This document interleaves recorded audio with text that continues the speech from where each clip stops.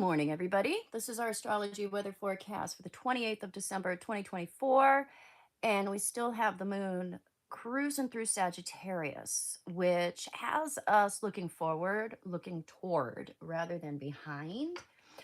It is not an overly emotional mood that's going on. We don't get swept away in worry or overthinking. That is, we can get that with this Mercury Pluto semi sextile. We can get into the overthinking, over analyzing. A lot of us can get caught up in our heads with this one. Is it good for me? Is it bad for me? We just get into an analysis paralysis, and it leads to no good, actually, because we're not in our hearts. We're not in our feelings. We're not being guided by what's good for us. We're being guided by what is potentially bad for us. We're trying to avoid paranoia. We're trying to avoid a bad end. And so anxiety can really rule yesterday, today, and tomorrow when it comes to making decisions. So if you're thinking something and it is coming from a place of anxiety, it's not true. You're reaching into the future. You're not participating in the present moment. And when that happens, we are extrapolating. So these difficult aspects between Mercury and Pluto, they're interesting because we do look for the truth. We look for the details. We try to look behind what is apparent to tell us what might be more true. But we're peering around corners and we're seeing our own shadow or our own paranoia or our own fear. And then we're saying, oh, okay, I knew it. I knew it was true. But you're only seeing yourself. And so it's this circle that we get into. We get into these loops of looking for what's wrong and then finding it, and it leads to more of what's wrong. And it's very difficult for us to pull ourselves out of that because it seems like we are keeping ourselves safe, but we're actually keeping ourselves trapped. So be very careful to reference the feelings within you that are peaceful, that are calm. That's the truth. That's the true interpretation. What sits well with your soul, not what shakes you up. That you're getting into fear there. You're letting fear tell you what something is. Does it feel peaceful? Does it sit with you well? That's what's most true, not what gets you spinning. That's of the mind. The other thing we got going on is the square between Venus and Uranus, which came in yesterday and is still a thing today and is a thing tomorrow. Also, this really makes it hard to feel totally on board with what we're committed to.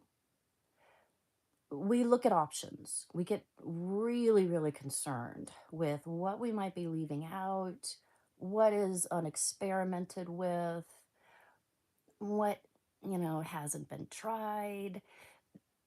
The side of ourself that really wants to be ourself is pitted against the side of ourself that wants to be loved or that wants to love or that has preferences.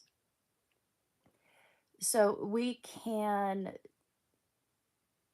we can wrestle with wanting to do a certain thing or wanting to be with a certain person or wanting to have a certain course of action because this other side of ourself comes in and says, well, don't you want to play? And so we really have to look at, are we being rebellious? Because we can be acting out of just plain rebellion when we have these squares to Uranus. And that actually isn't in our own best interest. We're not acting in our own best interest when we are rebelling against something because we're trying to forcibly maintain our autonomy. We can get into trouble there. That's when we usually end up experiencing separations, breakups, firings, ostracization, because we are acting in a way that is not inclusive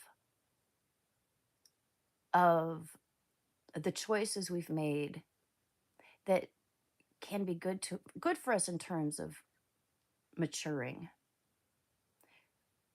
What might, you know, it might take a little bit of glue out of us to get it done. So it's like the toddler and the mature person within us get into a wrestling match when we have these difficult aspects between Venus and Uranus. We can get into this too with Mars and Uranus. It's a little bit different. It's more like overtly selfish. This is like selfish within relationships, selfish with money, selfish with our attention.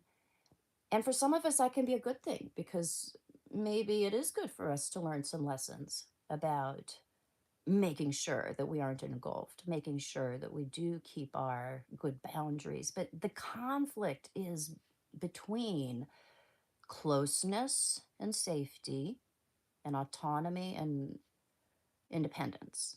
We need to get that balance right. And it's these bends in the road that can show us, are we acting out of self interest or are we acting out?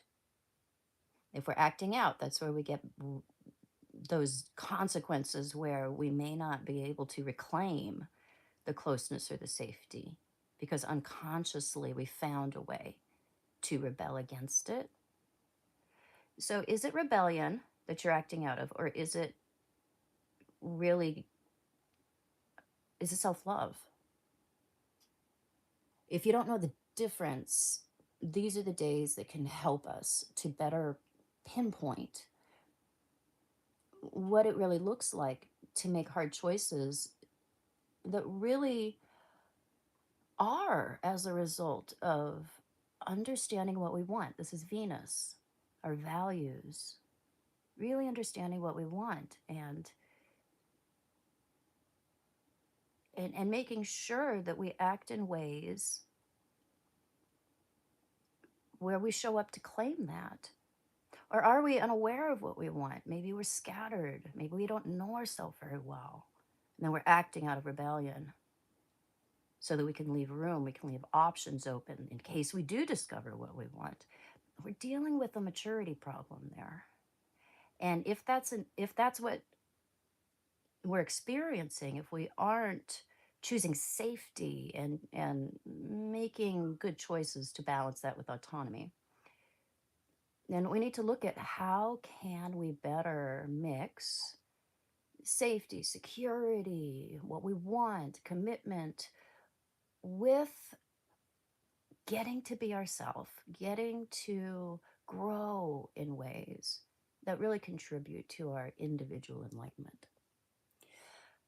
All righty. That's what I got. I'll catch you guys later.